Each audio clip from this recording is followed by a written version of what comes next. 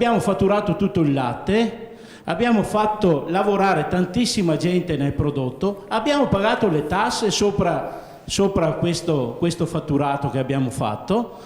Ci spiegate perché noi dobbiamo essere gli unici della filiera che non prendono i soldi?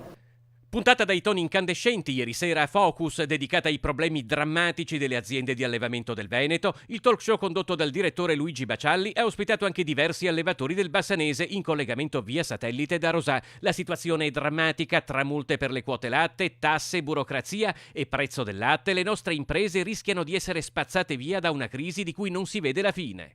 E ha paura di non farci? Beh, la paura ce l'abbiamo tutti, però siamo sereni perché abbiamo lavorato, non abbiamo fatto niente di male.